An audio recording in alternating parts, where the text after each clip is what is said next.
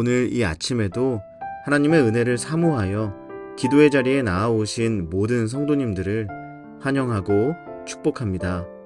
이 아침 우리에게 주신 하나님의 말씀은 신약성경 로마서 2장 17절에서 29절까지의 말씀입니다.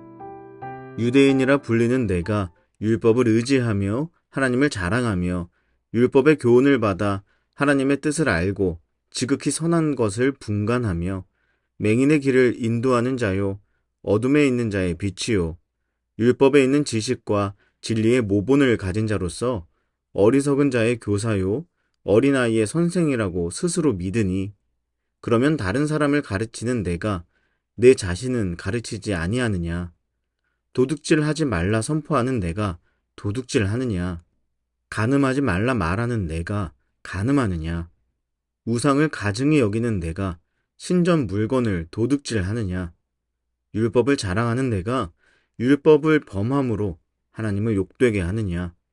기록된 바와 같이 하나님의 이름이 너희 때문에 이방인 중에서 모독을 받는도다. 내가 율법을 행하면 할례가 유익하나 만일 율법을 범하면 내 할례는 무할례가 되느니라. 그런즉 무할례자가 율법의 규례를 지키면 그 무할례를 할례와 같이 여길 것이 아니냐. 또한 본래 무할례자가 율법을 온전히 지키면 율법 조문과 할례를 가지고 율법을 범하는 너를 정죄하지 아니하겠느냐. 무릇 표면적 유대인이 유대인이 아니요 표면적 육신의 할례가 할례가 아니니라. 오직 이면적 유대인이 유대인이며 할례는 마음에 할지니 영에 있고 율법 조문에 있지 아니한 것이라. 그 칭찬이 사람에게서가 아니요 다만 하나님에게서니라. 아멘. 어느 분야든지 진짜 전문가가 있고 방구석 전문가가 있습니다. 특히 스포츠 분야에서 쉽게 찾아볼 수 있는데요. 축구 선수나 감독을 가리켜 전문가라고 한다면 다음과 같은 사람들은 방구석 전문가라고 할 수 있을 것입니다. 우리 주변을 둘러보면 축구 전문가 같은 사람들이 참 많습니다. 월드컵 기간이나 한국 선수가 해외에서 활약한 다음 날에 식당을 찾으면 한 테이블쯤은 축구 이야기를 하고는 하죠.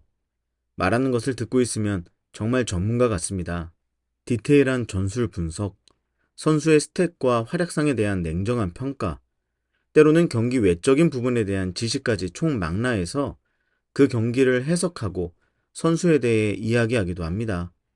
그래서 누구시길래 저렇게 축구에 대해서 해박하신가 싶어서 고개를 한번 돌려서 쳐다보면 중년의 회사원인 경우가 대부분이죠.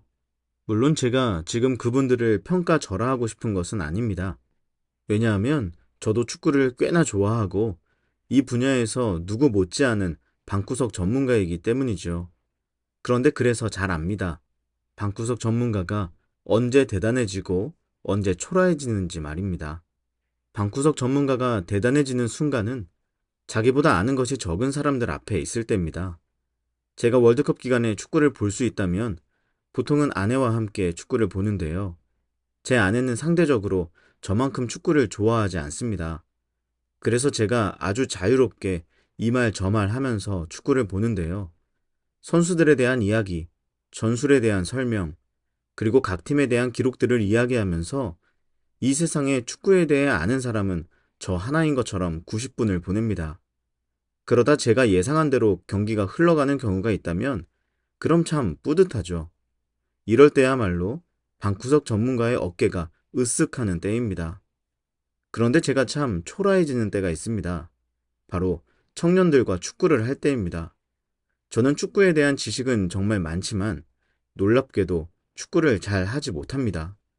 그러니 실전 축구 경기에서는 어떤 전문가 노릇도 할 수 없는 지경이지요. 왜 그럴까요? 그 이유는 참 간단합니다.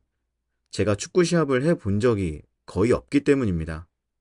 제가 사역을 시작하면서 몇 번 축구를 해본 적은 있지만 사실 초등학교 4학년 이후로 사역을 시작할 때까지는 축구 시합을 전혀 해본 적이 없기 때문입니다.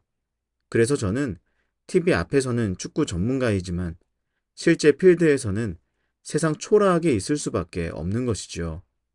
방구석 전문가가 초라해지는 순간, 그때는 바로 진짜 전문가 같은 사람들 앞에 설 때입니다. 오늘 본문의 유대인은 그런 면에서 방구석 전문가와 다름이 없습니다. 그들은 정말 율법에 대해서 해박한 지식을 가지고 있었습니다. 쉬운 성경으로 본문 17절에서 20절을 보면 유대인들이 얼마나 방구석 전문가들이었는지 알 수 있습니다. 제가 읽어보겠습니다. 자신을 유대인이라 부르는 여러분은 어떠합니까? 여러분은 모세의 율법을 의지하며 하나님과 사귄다고 자랑합니다. 여러분은 하나님의 뜻이 무엇인지도 알며 율법을 배웠기 때문에 무엇이 옳은지도 분별할 수 있습니다. 여러분은 스스로가 앞 못 보는 사람의 인도자요, 어둠 속에 있는 사람의 빛이라고 확신하고 있습니다.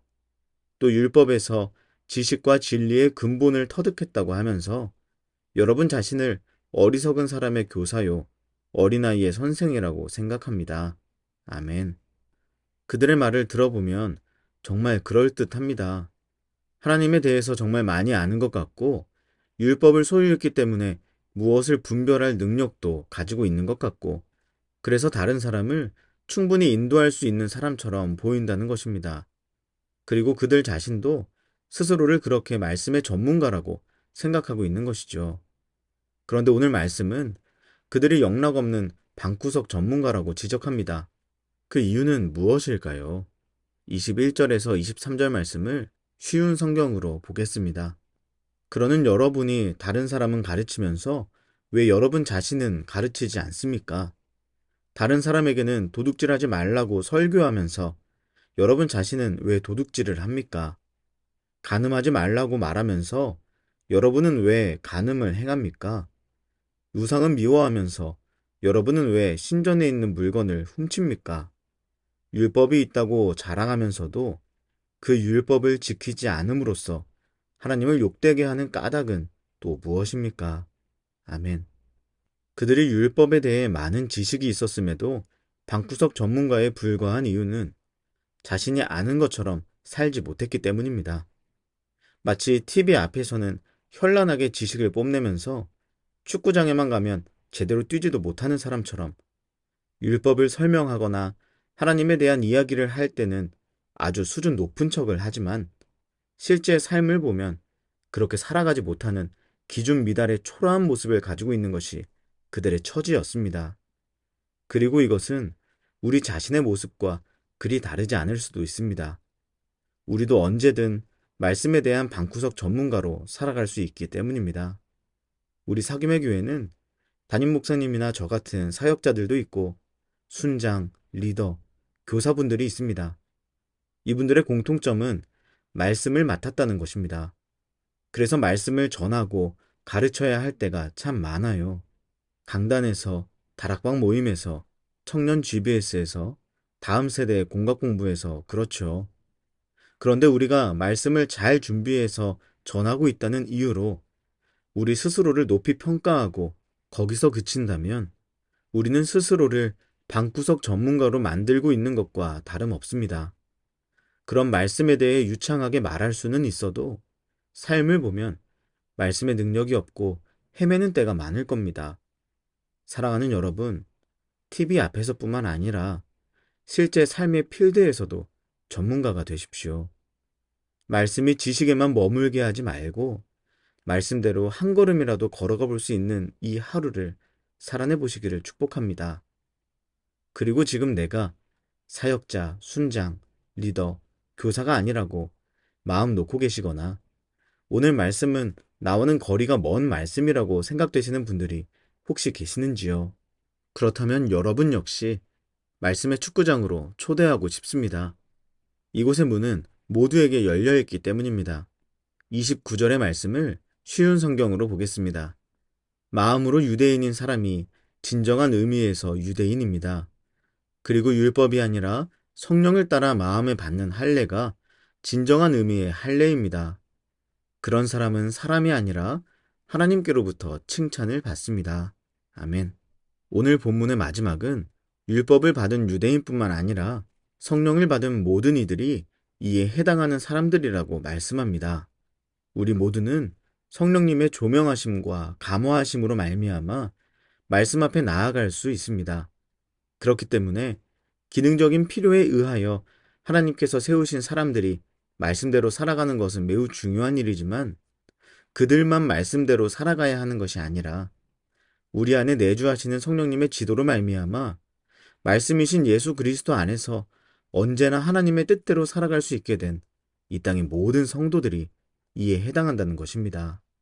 사랑하는 여러분, 스스로를 말씀에 대한 방구석 전문가로 만들어가는 인생 아니라 진정 살아있는 말씀이 나를 오늘도 어떻게 살아내고 살아나게 하는지를 매 순간 경험하는 인생을 살아갈 수 있는 은혜가 우리 모두에게 있기를 간절히 소망합니다. 그렇게 오늘 하루도 말씀대로 한 걸음 걸어갈 수 있다면 그 마지막 걸음이 될 하나님의 심판 앞에서 여러분은 초라해지지 않고 하나님께로부터 칭찬받을 수 있을 겁니다. 앞서 보았던 쉬운 성경 본문 17절을 다시 보겠습니다. 자신을 유대인이라 부르는 여러분은 어떠합니까? 여러분은 모세의 율법을 의지하며 하나님과 사귄다고 자랑합니다. 아멘. 오늘 방구석 전문가가 되어 말로만 말씀을 의지하고 말로만 하나님과 사귀는 모습 아니라 진정 말씀으로 살아내고 진정 하나님과의 사귐을 삶에서 누릴 수 있는 저와 여러분 되시기를 주님의 이름으로 간절히 축복합니다. 기도하겠습니다. 말로만 말씀을 붙들고 말로만 하나님과 사귄다고 자랑했던 유대인의 모습에서 나의 어리석음을 봅니다.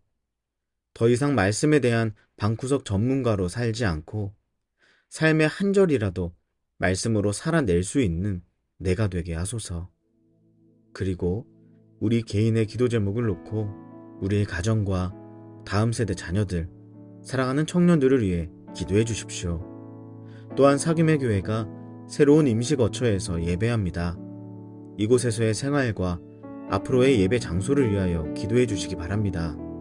마지막으로 이 나라와 민족과 온 열방을 위하여 한 마음과 한 뜻으로 기도하며 나아가겠습니다. 함께 기도하시겠습니다.